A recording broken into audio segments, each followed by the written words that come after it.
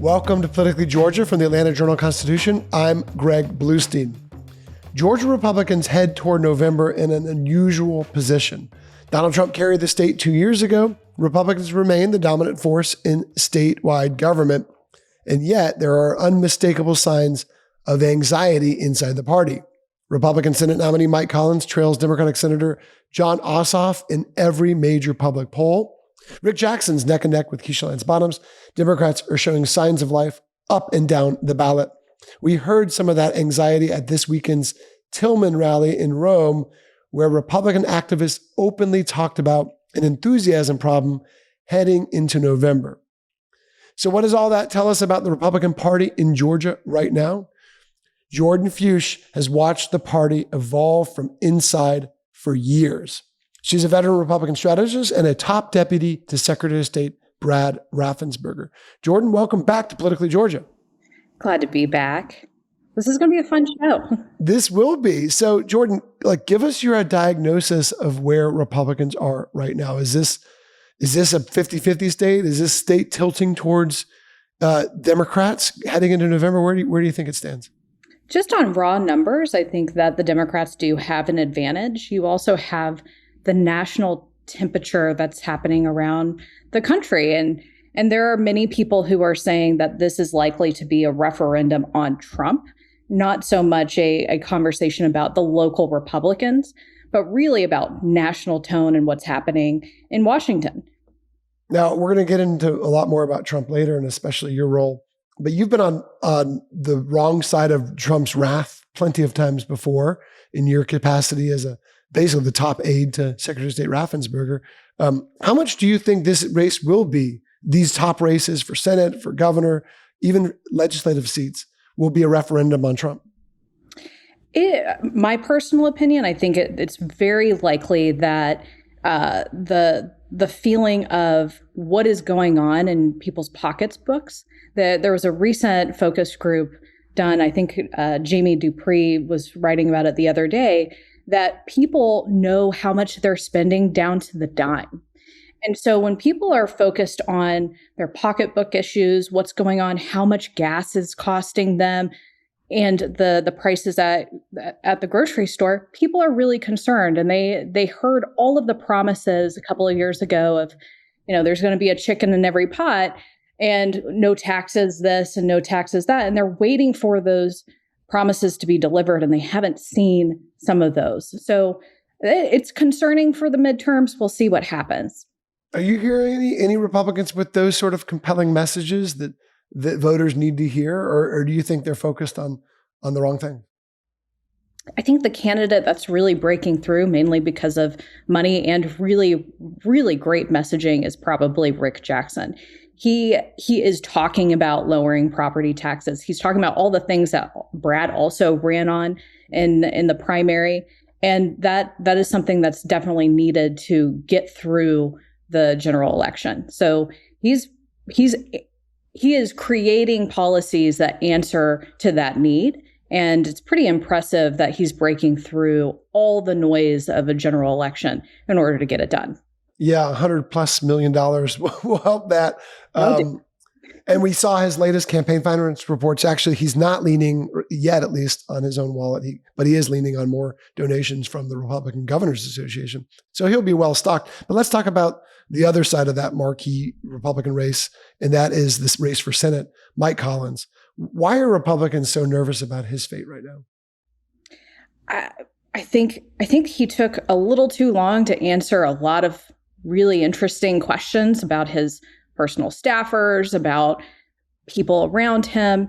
He took, a week to get a response out related to some statements that his son-in-law made. And you know this. I mean, it's not just 24 hours that you got to get an answer out. It's within minutes before you start getting defined. And so I think his team did a disservice by waiting. I don't know who made the call over there, but having that void out there for more than a week was pretty damning to him. And, just look at the raw numbers. Ossoff, in some of the public polling I've seen, is up 11 points, maybe 8 points. It's within the margin. And then just the anecdotal things that I'm hearing around the state. Ossoff personally calls people all the time to say happy birthday. Hey man, I saw you lost. You ran a good race. I hope you try again. These are things that connect with people, and it's memorable. And not to mention, he had 2 Republican mayors recently endorse him. So that's going to hit Collins pretty hard at the end of the day. And I don't believe in saying races are completely over. People said that about Brad Raffensperger in 2022. So I don't personally do that to other teams. I've seen amazing recoveries. I don't think that's going to be the case here in the Senate race. I think there's too many forces going against Mike in that particular race. That's interesting. So, I mean, is there anything, and you're not only are you a deputy to Brad Raffensperger, you're also a Republican operative who's been involved in many, many campaigns, including that 2022 campaign where everyone thought, including me, that Brad Raffensperger had very little chance of winning. And then he easily, ends up winning both the party's nomination and against a tough Democratic opponent. So is there any advice, any counsel you would tell for Mike Collins how to shake up and change his campaign? Because what we're seeing right now, it's just interesting watching it from afar, and close up, because I'm at many of his events and saw him multiple times, even this past weekend. But, watching his campaign, it does seem focused on a lot of the things that Republicans have focused on for the last decade or two: socialism, communism, transgender bathrooms, all these things that might have been the ticket for Republicans to win in past elections, but they're facing a very different opponent in Jon Ossoff. Absolutely. If I were over there, and I wouldn't be, you have to start focusing on wedge issues and finding things that will peel off some Democratic support for Mike, as well as winning some of those independents. And as of right now, that ain't happening. So I'm sure a poll would be helpful, but I don't see how this would be, who knows, fixable. How real do you think that the sort of narrative that Senator Ossoff is trying to build of, we've always talked about split ticket and swing voters who are super important. We've long established that. But he's now trying to build this narrative that Republicans, and not just sort of squishy edge Republicans, but hardcore conservatives are also leaning into his campaign. You mentioned those 2 Republican mayors from South Georgia who endorsed his campaign. We wrote about that a couple of days ago. But do you see this as a broader trend too, of Republican, true and true, hardcore conservatives saying, you know what, let me give Jon Ossoff a chance? I find that really unlikely. There's always a come home effect that happens later in the campaign. And so you'll see that. And so the bases will go to their normal places. And at the end of the day, this will be about swing voters. Mm-hmm. And so if this is a base election, I think Republicans are going to be very concerned all the way to the end. If these campaigns focus on those independents and swing voters and pulling in and making things a little bit more broad, they'll be successful.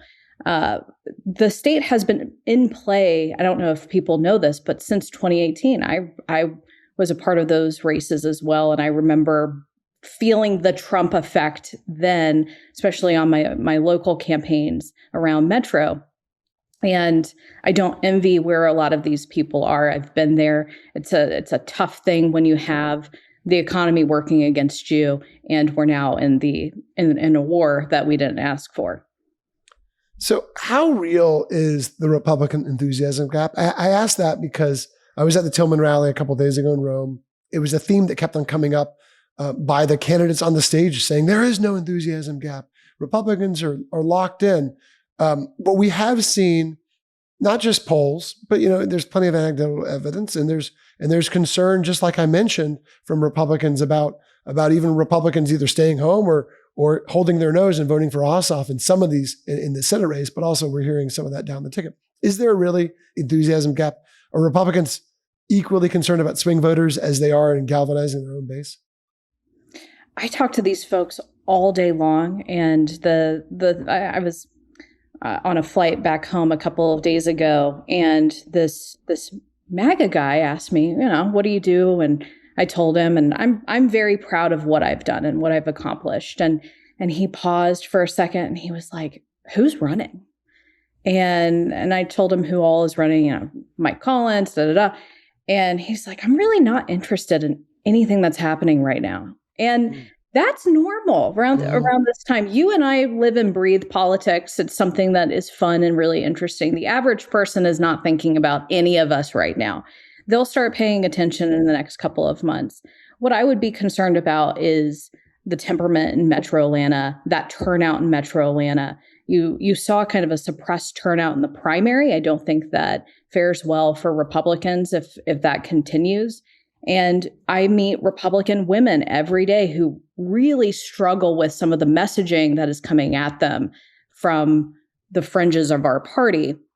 And that doesn't really inspire too many of us to come out and vote. So some of these candidates are going to have to address that apathy.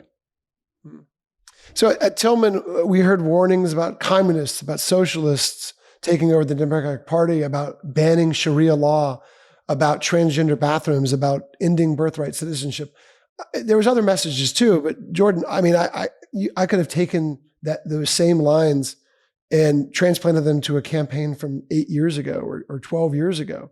Are Republicans kind of shopping the antique aisle? And this is a phrase one of my editors used.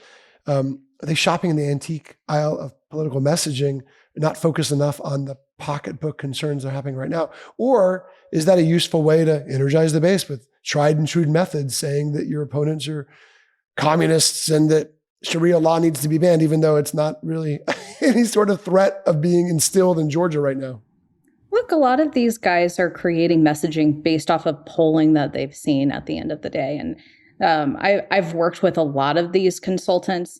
Many of them are really great. Many of them, they're just reacting to sentiment that they're seeing in Republican polling. And so that's where a lot of that messaging comes from. And if it sounds like it's consistent, it's probably issues that people are consistently talking about within the Republican Party. One of the things that you've even kind of criticized our office about is focusing so heavily on non-citizen voting. And when we looked at that issue, people are wildly concerned, even on the left, about that particular topic. And so we met that need. It was a poll-tested issue. We knew that it was something that the Republicans are really concerned about. And Brad led on that issue as early as 2018. And so we were the first state to really, really push on that. But the liberal media really hated that issue. They didn't want us to really talk about it. They thought it was inflated. But when you have open borders, those are the type of issues that start really bubbling up and people have problems with. But is there a risk in going beyond the non-citizen voting? Because I, of course, agree that that is a major issue to many voters across the political spectrum. But going at like Sharia law, going at transgender bathrooms and transgender rights, which we've heard for the last, I don't know, it feels like a dozen years, centering, I mean, it was the sort of the opening line for Herschel Walker's campaign 4 years ago, is focusing on that the right move for Republicans right now? Not completely focusing on, I'm not pretending like they're not talking about other issues, but is that sort of intense focus on those issues that I've heard at many rallies, but including the one just a couple of days ago, does that risk, overshadowing other issues that are more important to voters, like pocketbook issues? Those are the issues that some of our voters care about. The vast majority of the polling that I've seen, it is about the war in Iran, and then also the pocketbook issues, and in particular the issue related to property taxes. We've seen exploding property taxes all over Fulton County and Cobb County. I've seen it personally, and for a lot of these older voters that make up the majority of a Republican primary, they are uniquely concerned about it because they're on a fixed income. And so as the government continues to tax them, they have to sit down and rebudget again to find out, well, where is this extra $400 going to come from this time? So I think you're going to see more of these candidates focus on those issues. I can't speak to the Republican primaries. Brad didn't run on some of those more far right issues. He ran on pocketbook issues at the end of the day. So I can't directly speak to the specifics on the Sharia law. Well, let's talk more about Brad Raffensperger, your experience doing the Republican primary, and also just your history with the Secretary of State's office after a quick break. This is Politically Georgia with the Atlanta Journal-Constitution.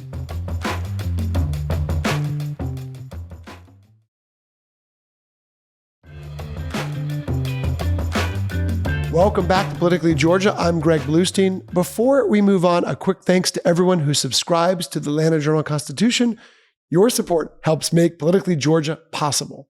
If you're not a subscriber yet, you can join us at ajc.com/start for full access to our reporting, newsletters, and even some exclusive subscriber events. That's ajc.com/start. Jordan Fuchs did not watch the fight over Georgia's 2020 election from the sidelines. She was in the Secretary of State's office during one of the most extraordinary periods in Georgia political history. She was, of course, on the famous phone call where Brad Raffensperger pushed back on pressure from Donald Trump to find enough votes to overturn his defeat. 6 years later, Georgia is still fighting over the same election and the same outcome. Why can't Georgia put 2020 behind it? Jordan Fuchs is back with us. Okay, I want to get into that, but I also want to ask you, you know Brad Raffensperger better than anyone, it seems, except for maybe his wife, Tricia. So you know the story of his primary better than just about anyone else. Were you surprised that he never gained traction with this epic battle between Burt Jones and Rick Jackson? And you know, were you one of the folks who thought he had, I'm assuming you did, but who thought he had a very credible shot before Rick Jackson got in the race? I think he's a great candidate. I've worked for the family for quite some time. I think I started working for Brad and Tricia on his first state house race when I was 25. And so I've worked with them for more than 10 years. And I know their character. They're great people. He's a Christian. When he says something, he means it. And that's a rare thing. I've worked for a lot of candidates, and I don't think I would have ever worked 12 years with anybody unless they had an enormous amount of character. And so at the end of the day, I think with regards to this race, it came down to money. And you know, I've had a lot of people ask me to do a postmortem and, you know, analyze this and analyze that. I don't need to analyze much. It's just when you have $150 million dumped on you, it's very hard to get a message out. You try to do it every day when you're competing with other people and other podcasts or whatever. It's very hard to break through all of that noise. And so what we saw was a once in a lifetime kind of event. And now I'm asking myself, you know, if this ever happened again and more billionaires jump in and try to just buy a race, how do good candidates break through that noise? And I haven't figured out how to answer that. And I don't think anybody really is going to find that answer anytime soon. Yeah, I mean, other billionaires have dumped that kind of money on the race. Well, dumped big money in the race, maybe not as much as Rick Jackson in this cycle in a state election like in Georgia. But we've seen candidates overcome that kind of spending before, just not in this election. And also Rick Jackson was the number 6 spender of any entity. So that gives you an idea, you know, that's including like Republican mega groups and Washington PACs and that kind of thing as well. It wasn't just spending, and I think it would be an oversimplification if I just said that. And I have to give them credit that they had a lot of stealth to their campaigns. They kind of came out of the blue. They hit Burt right where Burt needed to be hit, and it was interesting to watch from the outside. So. Congratulations to that whole team and Brian Robinson and Jade. They've worked really hard and they earned it. At the end of the day, the reason why Brad got into this race was probably the same reason that Rick got into the race. We saw an opportunity. We saw that Burt was a weak candidate, had spent about a year and a half campaigning and hadn't locked down the electorate. And Burt had every built-in advantage there. He had his dad's funding. He had another billionaire's endorsement who happened to be president. And so he had all of these built-in advantages. And at the end of the day, what a lot of people have said and said for a long time is that Burt doesn't like to do the work. And that became very clear come December when he started getting attacked. And there was a vacuum there. They left. They were silent, right? Burt said nothing for months. And then they started hitting back. And so they had a real shot, real opportunity. I think they know that. I think that Burt led on those decisions. He had really great people around him. Lorianne is fantastic. Chip Lake, I'm a huge fan of. And they're both incredibly talented. And at the end of the day, candidates win and lose. And Burt made a couple of errors. You felt they should have hit back harder. Meanwhile, you guys were sort of the collateral damage of that. I mean, Rick Jackson went after Raffensperger at the beginning of the race, and then mostly, focused on Burt Jones and his own campaign. But given that, I mean, look, even before Rick Jackson in the race and surprised seemingly everyone, including me, we were looking at Secretary Raffensperger and Attorney General Chris Carr as, of course, formidable contenders, but it was Burt Jones who seemed like he was the runaway frontrunner. What was going to be the plan to overcome Burt Jones with MAGA loyalists who cherished the president's endorsement? Of course, the president endorsed Burt Jones last year.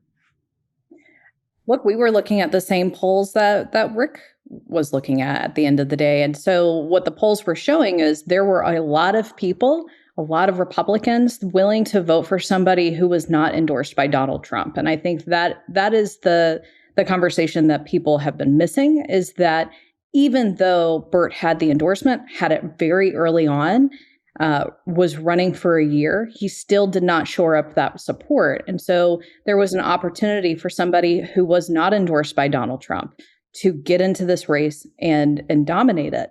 And unfortunately, we're not billionaires over here. And so Rick got in the race and poured, I don't know, what was your last number? I think it was 120, 150. I mean, officially more than $108 million, according to his campaign finance report. But, there tens of millions more were either spent by him or allies, right? There was the Integrity Group that spent $20 million bashing Burt Jones even before Rick Jackson entered the race.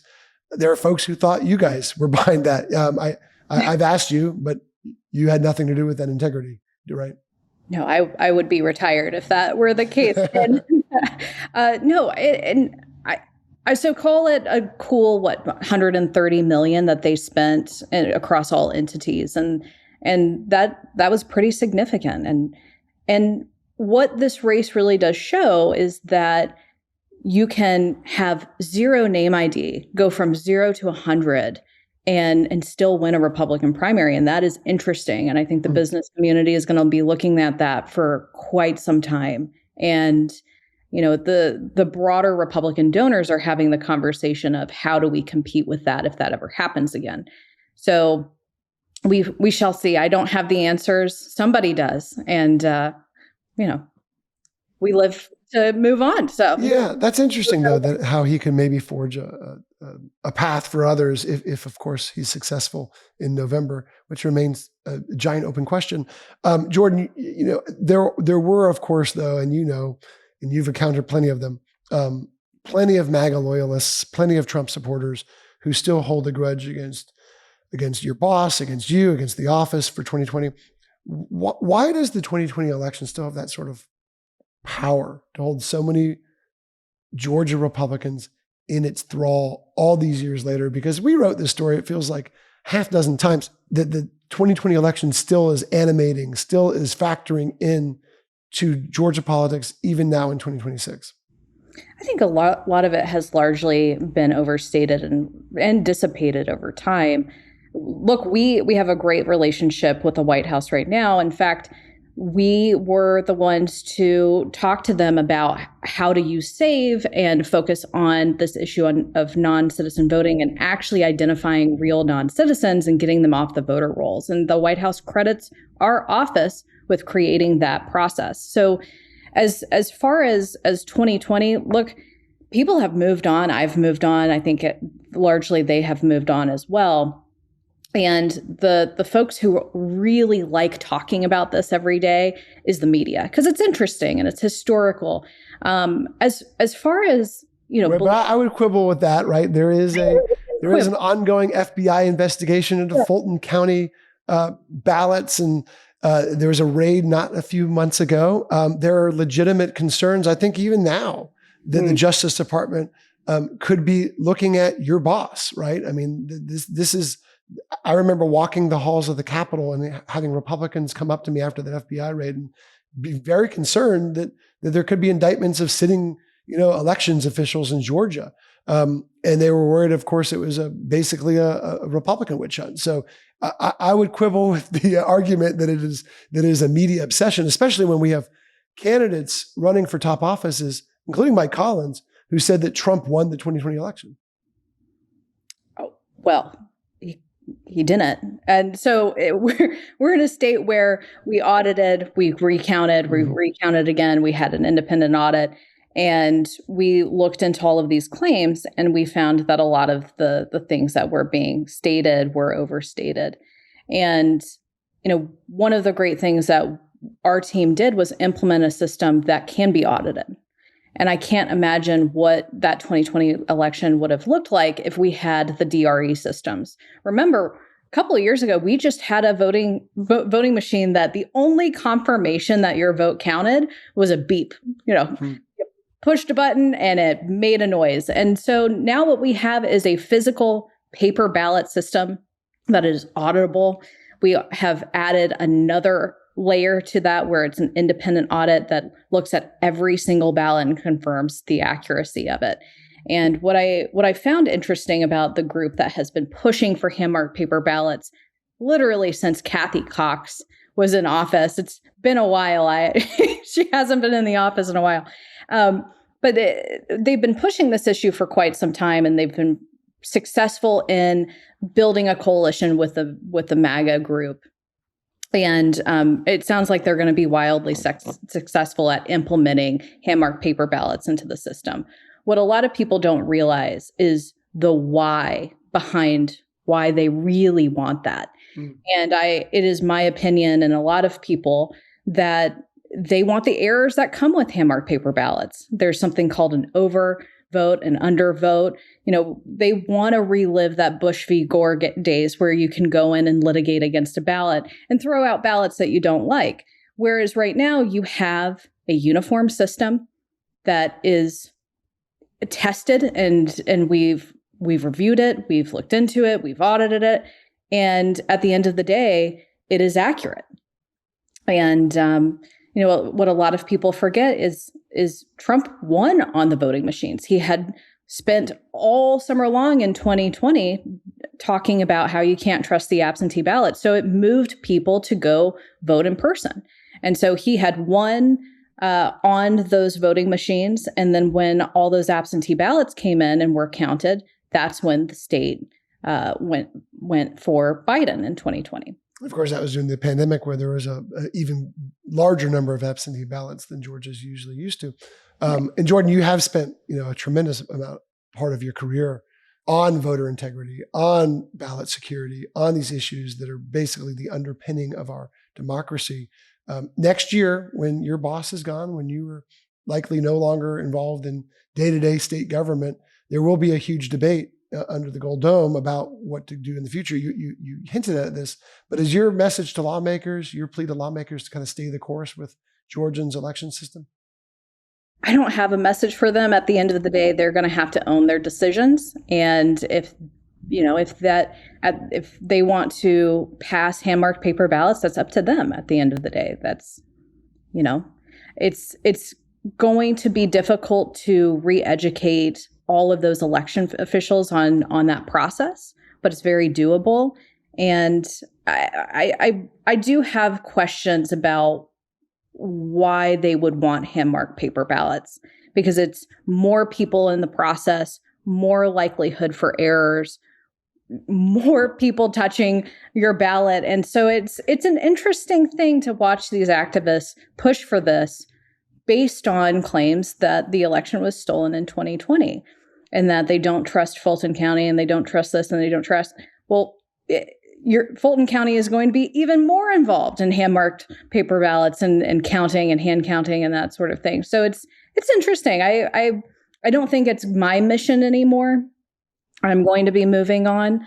So is Brad, so is Gabe, and all of us. But these are the types of things that you see people focus on when you know your team is losing.